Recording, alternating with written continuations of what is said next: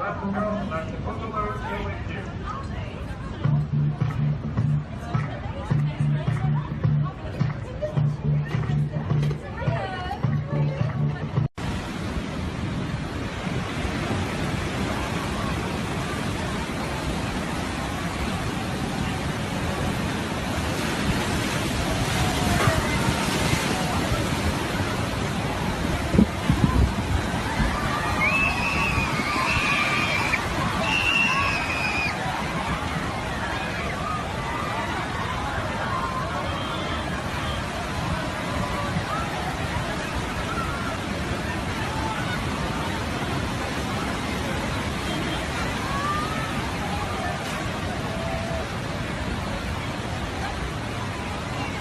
at it.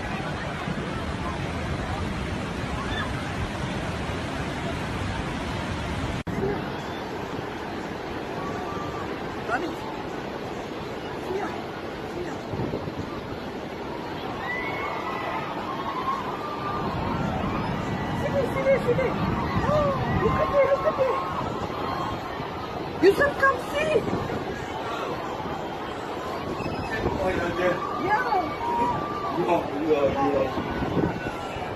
Yeah. You got that whole thing.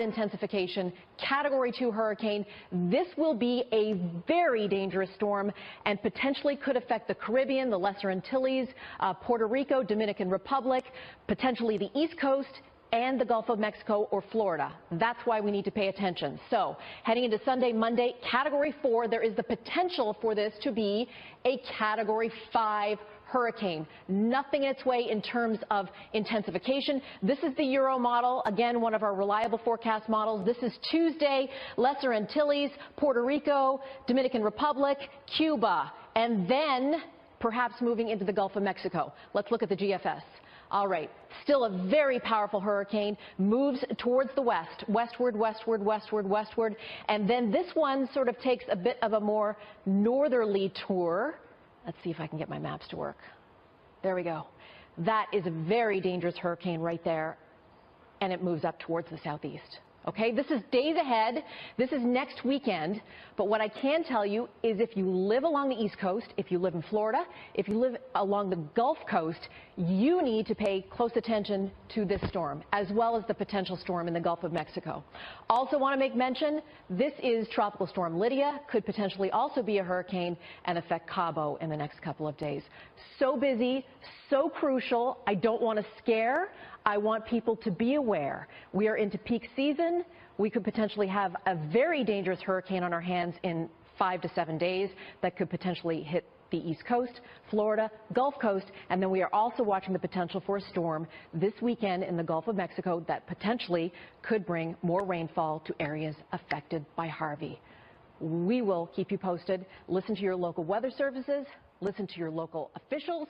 Have a preparation plan. know what to do if there's a hurricane. Now tracking Category 2 Hurricane Irma. This one has intensified rapidly, and if you had a chance to tune in with us last night, this was showing signs that it was going to strengthen rather quickly because it was very well defined. There's nothing hindering its development. There's no wind shear out there. It has a lot of moisture to work with. So right now winds are sustained at 100 miles per hour. It's continuing to move west-northwest at about 10 miles per hour. But look very closely. You can see it's starting to develop a very well-defined eye, which is also indicative of intensification. Usually when you get a well-defined eye, not too much longer, it does become a major hurricane. And when we say major hurricane, it means Category 3 or higher. So it's well within the realm of possibilities that we could see this become a major Category 3 hurricane before the day is over, or even possibly as late as tomorrow morning. So it's definitely going to be worth watching over the coming days.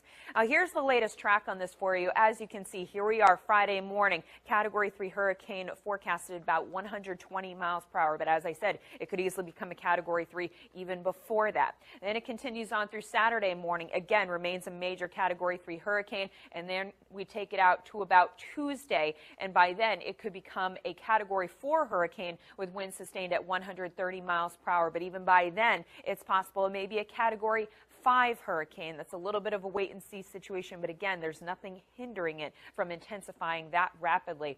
Now you can see this is actually the National Hurricane Center track here for you, and it's taking Irma towards the Lesser Antilles. Question is, where does it go from there? Does it kind of come up the eastern seaboard? Does it go into the Gulf of Mexico? That would be disastrous. I mean, this storm going anywhere near land is going to be disastrous. So I'm really hoping this one anomalous spaghetti model here is actually going to be correct, because it would keep it away from land and keeps it away from the Gulf, keeps it away from the eastern seaboard, keeps it away from Bermuda. So that would be ideal. But at least you can see most of them, do keep on the same track and then have it curving a little bit close for comfort here. Here's a look at the model difference. These are the two we often talk about. We talk about the GFS, which is also known as the American model, and we also talk about the European model. So the American one is the one in pink, the European is the one in white, and this is set to take you out to next Sunday, September 10th.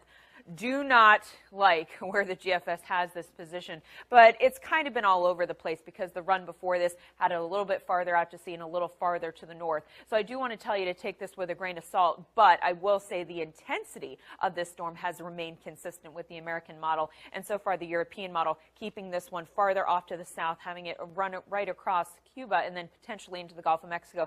That wouldn't exactly be ideal either. So unfortunately, not loving the way either one of those models is shaping up for anybody.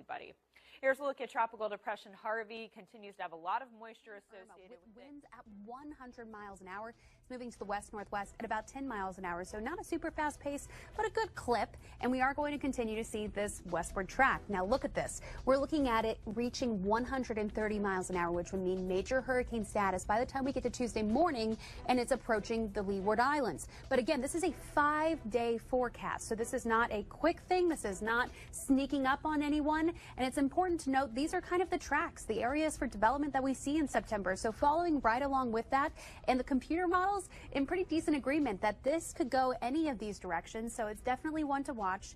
Too soon to say whether or not we'll see U.S. impacts, but it's definitely one to keep our eyes on.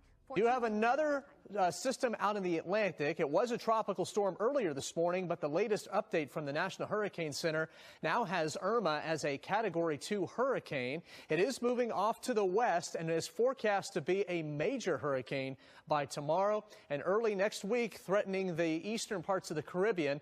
And our computer models after that pretty spread out as to where the storm goes afterward. The good news is only 10 to 15% of hurricanes where Irma is right now hit the United States. Dana?